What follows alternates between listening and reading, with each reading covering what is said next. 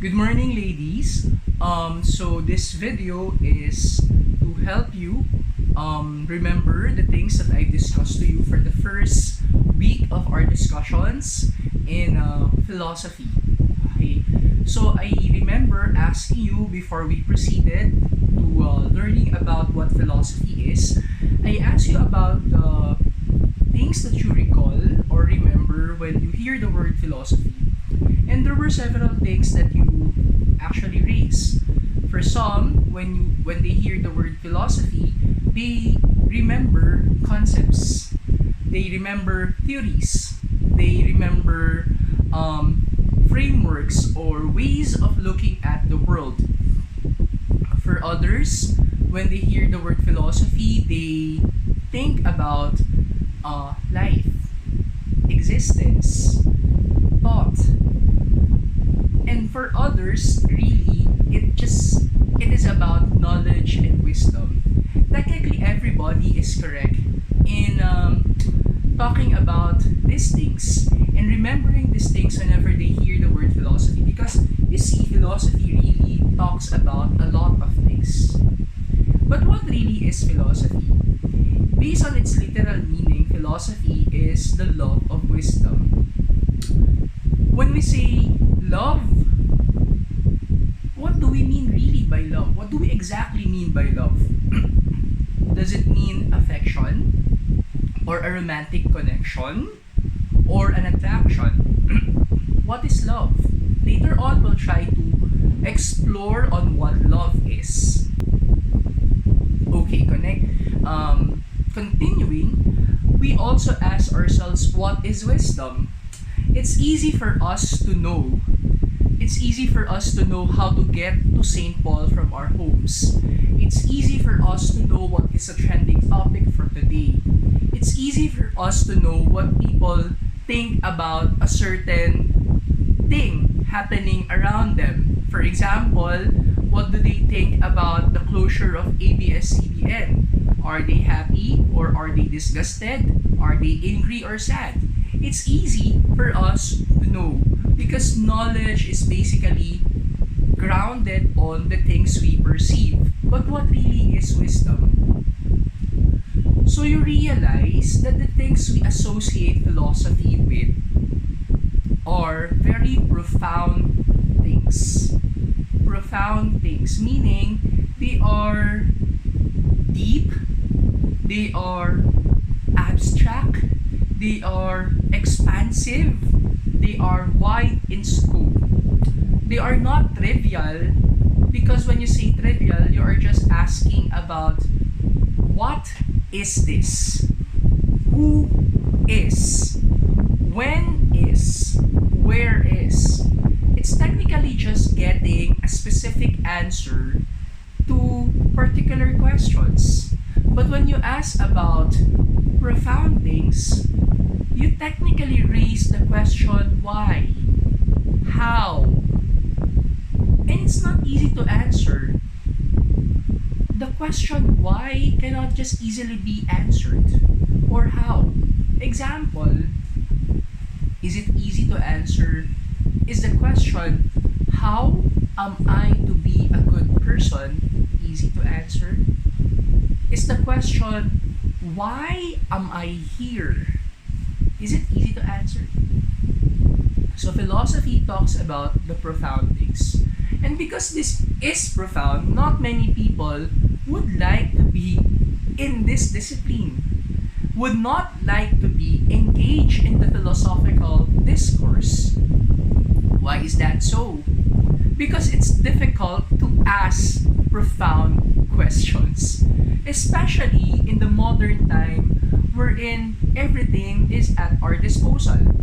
We are living in a subjective environment. We are living in a relative attitude. Why will I ask about the profound things? And you see, philosophers and philosophy are revolutionaries. They would like to shake and rattle people when they are complacent and mediocre. Very much like the opinion of Socrates. Philosophy and philosophers must be godflies. Godflies are, well, distracting. Gadflies do not let us settle down in things we are comfortable and happy in. Philosophy and philosophers would always like to raise the conscience of people into a conscious understanding of what can be and what can be not. Let me prove the point of philosophers is not accepted and philosophy being not a popular subject. Number one, remember I asked you, can you look for an internet posting saying that a philosopher is wanted in a company or an organization? Will you be able to see wanted philosopher? No. Most likely you will see wanted philosophy graduate, wanted philosophy teacher, wanted philosophy professor, but you will never see philosopher. Number two, when we hear the word pilosopo and you are called pilosopo by someone, it's not really something good. You are not happy being called pilosopo. You are not happy being called some as namimilosopo. Why? Because when you are philosophizing at namimilosopo o pilosopo, you are raising questions that are actually, for some people, not necessary or essential. And that you know of things that are not supposed to be known. I remember one example. You're supposed to be injected. You will get a flu shot, okay? And you're afraid of injection. And the nurse, in order to encourage you to undergo the procedure, would say, okay lang yan, para lang yung kagat ng langgam. And you, the witty you, would say, gaano kadaming langgam? Or, gaano kalaking langgam? Or, itim ba o pulang langgam? And people would say, philosophy. But, is that question invalid? Is it invalid to ask how big the ant is? Is it invalid to ask how many ants will sting you? Or is it red or black? It's not invalid at all. It's perfectly normal because number one, the human person's first priority is self-preservation, and if he or she sense danger, of course he will not undergo and will not willingly be hurting himself.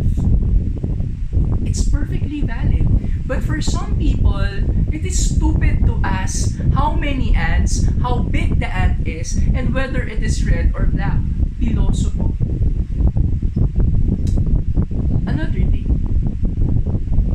In many of our films and novels, there would always be a character who would act like a philosopher. In Noli Me Tangere, you have their Pilosopo Tasio, and you remember how he was treated. He was thought to be stupid, crazy, out of this world, abnormal, and he was ostracized. People did not like him. In FTJ's Ang Panday, you also have there the old man, Tandang Lucio, I forgot his name. But there is this old man who knows exactly the secret of the black book, and people thought of him as dirty, as stupid, as merely a wanderer. In Harry Potter, you have their Professor Snape, you have their Professor Dumbledore, and they acted with philosophical insight. There was wisdom in how they acted. But Harry Potter and his friends thought of Professor Snape as somebody, sinister, evil. Oftentimes also, Albus Dumbledore was taught to be by the wizarding world as what? Out of the extraordinary, irrelevant. And you see that today happening also. Whenever, for example, you will point out the errors in the opinions and convictions of our DDS friends, they will intellectually shame you. They will say, your point's not valid. And it has been happening for the longest time. Socrates died because he pointed out how the Athenian society would give unnecessary value to the sophists who will only teach about rhetorics. First point, philosophers ask profound questions. Philosophers ask about the fundamental things. And they are not afraid to assert these convictions. They will only be happy if they are able to set us free from these lies and deceit imposed on us by society. Second point.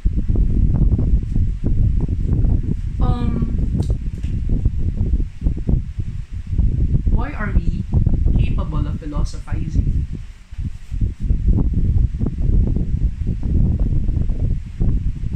I ask you the question, how is man different or the same with or from animals? Are we the same as animals? And generally, all of you answered the same. You said, man and animals are different because man thinks. Animals act on instinct. And it seems that you're saying animals don't think. Consequent to that, it seems that you're also assuming animals don't have feelings. It seems that animals don't foresee the future. It seems that animals don't care at all. If you remember very well, I would even get as an example my pet cat, Pango. And in that example, I was able to prove to you that animals think because they know danger is coming. I was able to prove to you that they have emotions because they are also anxious and afraid, especially when there is danger lurking around. And I think also they can easily acknowledge whenever they are hungry or thirsty or they want to be pet. Oh, petted. There is nothing really different. If that's the case, there is nothing really different between man and animals. But there is a big difference between them. I would say both of them thinks, correct. But it is man who knows that he knows. It is man who thinks that he thinks. It is man who is conscious of his own consciousness. In other words, man has reflective thinking. When, for example, I look at the mirror, I know that what I am looking at is myself. A cat, Pango, whenever he will look at the mirror, would just acknowledge it as an animal, maybe a cat, but not know that it is him because he does not have self-knowledge.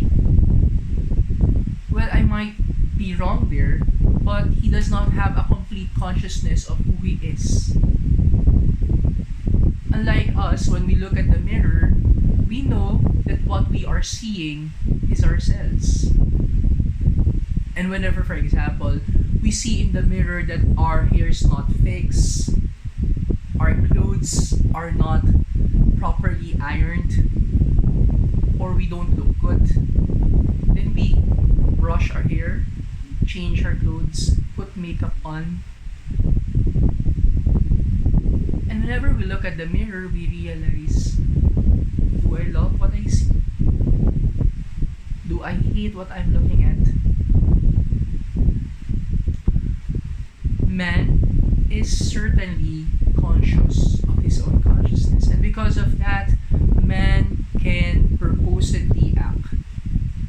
For example, at this moment, it is not just by instinct that I am recording myself.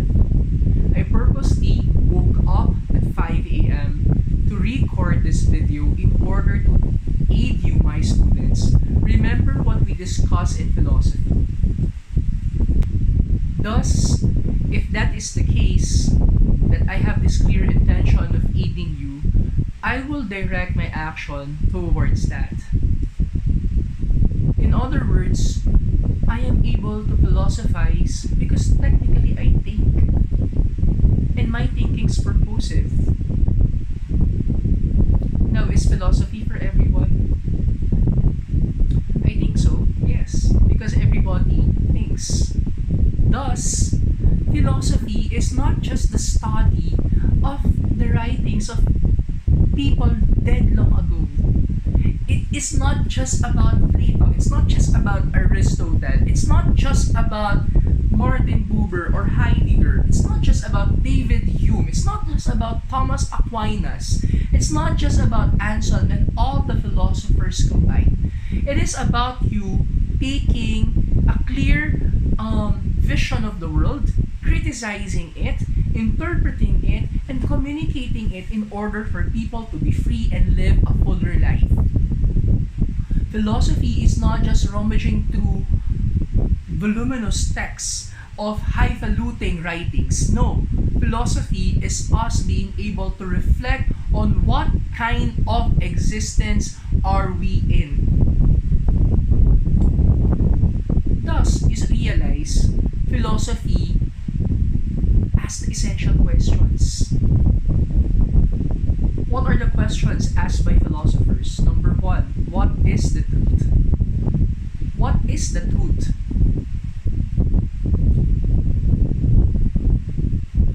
Are you looking at me?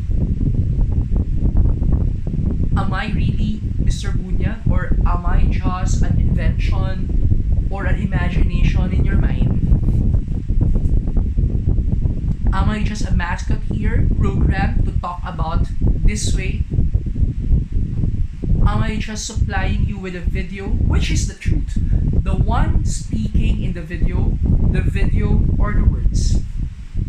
What is the truth? And of course, in philosophy, we ask what the truth is. That's why there are different branches in philosophy. And these branches are, of course, metaphysics, the nature of reality. What is the truth? The essential questions. What makes a thing a thing? Example, what makes a chair a chair? Is it just a chair because I sit on it? So does it mean that everything I sit on becomes a chair and it ceases becoming a chair whenever I am not seated on it anymore? Metaphysics. First branch of philosophy. What is the nature of reality? Second, you also have their epistemology. What is the nature of thinking? How do we know things that we know? Do we just know things because we perceive them and sense them?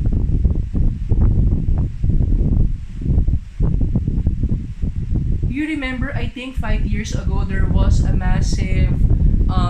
viral photo in Facebook asking, what is the color of a dress? Is it blue and gold or white and gold? And there were varied opinions. And what really is the color of the dress?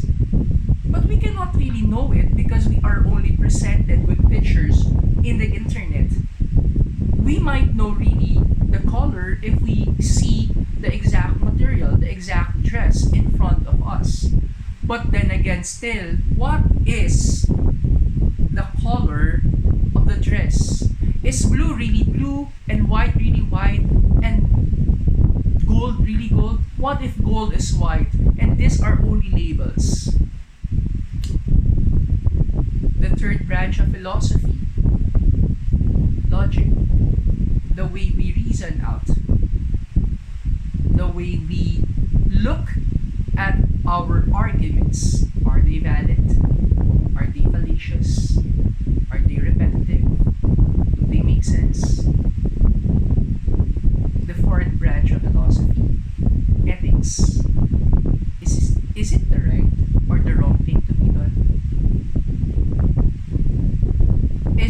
right for us to continue with our online classes, especially when there are so many students who are not able to enroll because of the fear that they will not be able to acquire the necessary hardware, laptops, computers, phones, connectivity. Is it lawful for the Congress to shut down ABS-CBN? What makes a good congressman? What makes a good person? And finally, aesthetics. What is beauty? Is beauty connected to the truth? Is the truth always beautiful?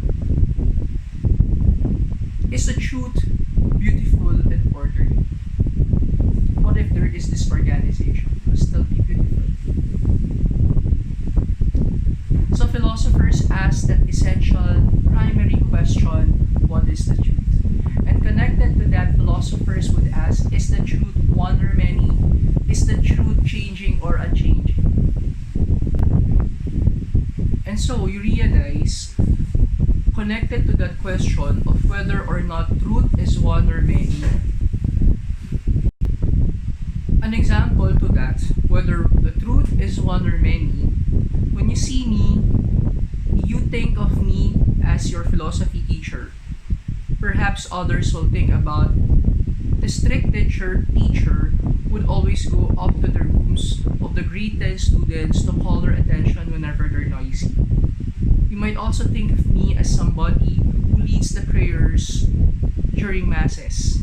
Or perhaps you might remember me as a very crazy, agitated teacher.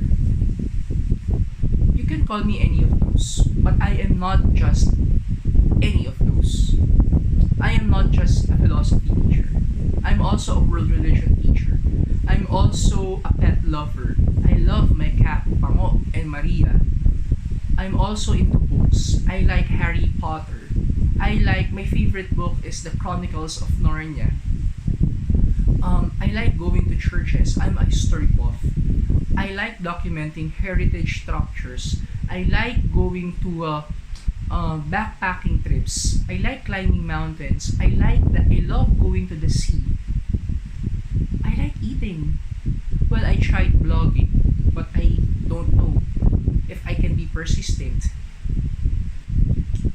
But I'm not just any of those. You cannot just call me Ronald the blogger.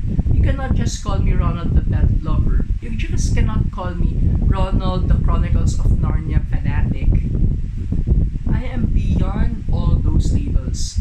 And because we are limited and our perception of the world is limited only based on what we see, feel, experience, it will be unfair if we say the world is only this. It will be unfair if you call me only this. It will be unfair if I think of you as only that. Because philosophers would think not just of partial realities, but of the deeper interconnection between things. Philosophers have a holistic perspective of the world. And finally, philosophers ask, is the truth changing or unchanging? Is the truth that Plato tried to explain 2,500 years ago the same truth that we are trying to explain right now? And if it is changing, will there be reason for us to continue discussing it? If what we are discussing right now will eventually change in the future. And you see, ladies, you realize what is essential should be unchanging. Yet then again, we are witness to how dynamic the world has become. Philosophers ask these profound questions. First point, philosophers ask the profound, fundamental, essential questions. They also are able to be, they want to be bold in their conviction. other people will be liberated from the assumed ideas infused on them by society. Third, we are capable of philosophizing because we are rational. And our rationality will lead us to the essential questions of what is the truth. Is the truth changing or unchanging? Or is the truth one or many?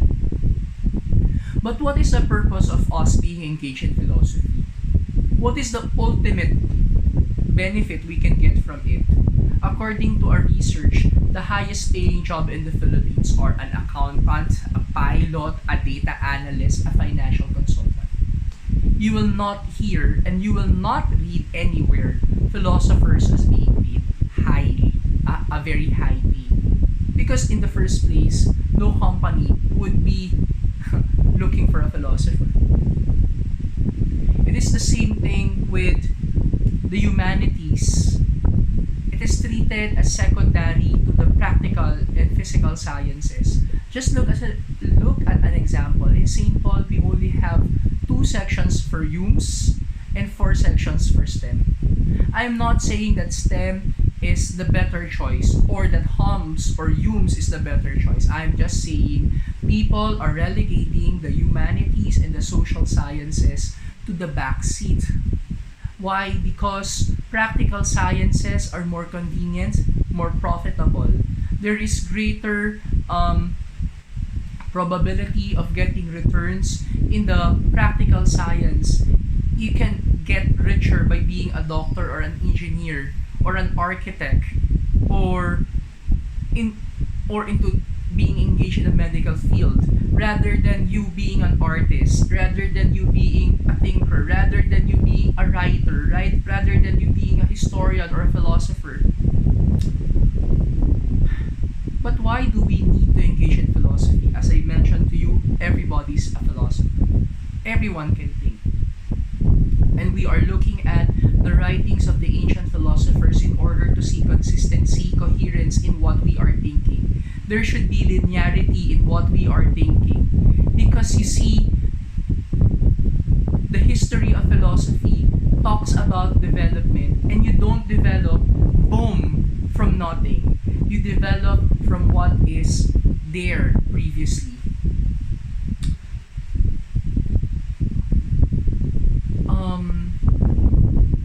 Why do we do this? Why do we engage in philosophy?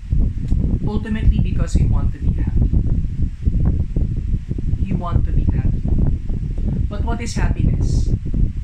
Do you think I'm happy because I have my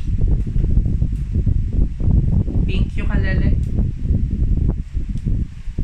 I have my pink ukulele, but I cannot play it. I have my Harry Potter books, and I want to read them again, but I cannot read them because of the time.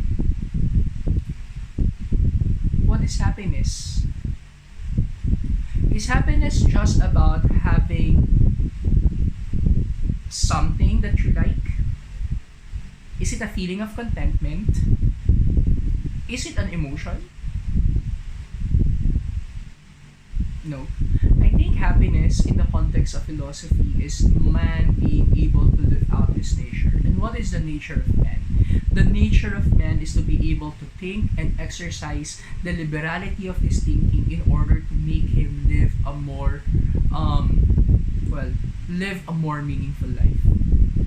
Happiness will only attain happiness if you are convinced that you are living meaningful lives, purposive lives.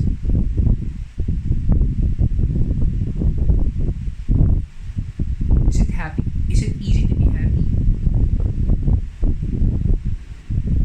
No. Because it's not easy to live like a philosopher. It's not easy to ask the essential questions. It's not easy to be ridiculed. It's not easy to reflect on where we are situated. And that is the task at hand for us in this coming 8 weeks of philosophy. At least to be able to encourage and convince ourselves that there is reason to philosophize. and ladies,